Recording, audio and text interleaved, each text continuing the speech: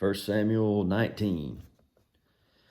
And Saul spake to Jonathan his son and to all his servants that they should kill David. But Jonathan, Saul's son, delighted much in David, and Jonathan told David, saying, Saul my father seeks to kill you. Now therefore I pray you, take heed to yourself until the morning, and abide in a secret place, and hide yourself.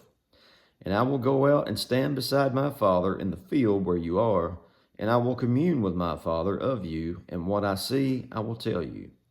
And Jonathan spake good of David unto Saul his father, and said unto him, Let not the king sin against his servant, against David, because he has not sinned against you, and because his works have been to youward very good. For he did put his life in his hand, and slew the Philistine. And the Lord wrought a great salvation for all Israel. You saw it, and did rejoice. Wherefore then will you sin against innocent blood, to slay David without a cause? And Saul hearkened unto the voice of Jonathan, and Saul sware, As the Lord lives, he shall not be slain. And Jonathan called David, and Jonathan showed him all these things.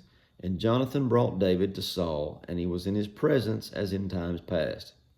And there was war again, and David went out and fought with the Philistines, and slew them with a great slaughter, and they fled from him.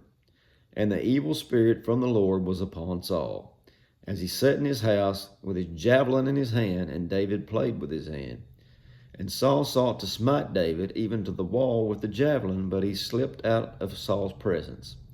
And he smote the javelin into the wall, and David fled and escaped that night.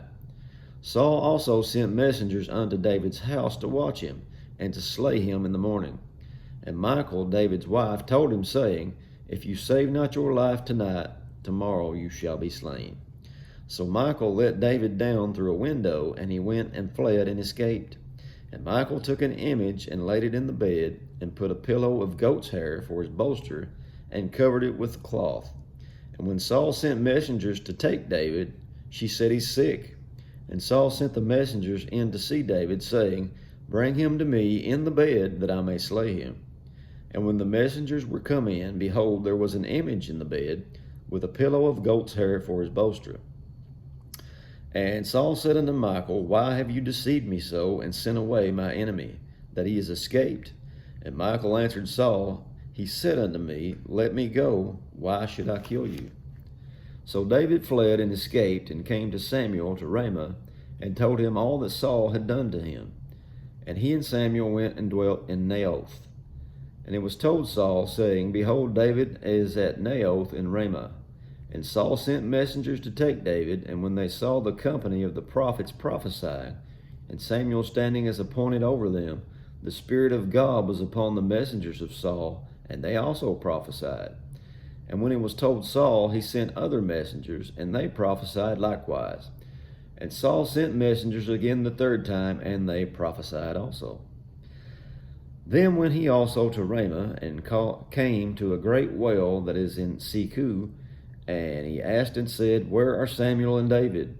And one said, Behold, they are at Naioth in Ramah. And he went there to Naioth in Ramah, and the Spirit of God was upon him also, and he went on and prophesied until he came to Naioth in Ramah. And he stripped off his clothes also, and prophesied before Samuel in like manner, and lay down naked all that day and all that night. Wherefore they say, Is Saul also among the prophets? Said that a time or two, didn't it? Well, that's it for chapter 19. Lord willing, we'll see you in the morning.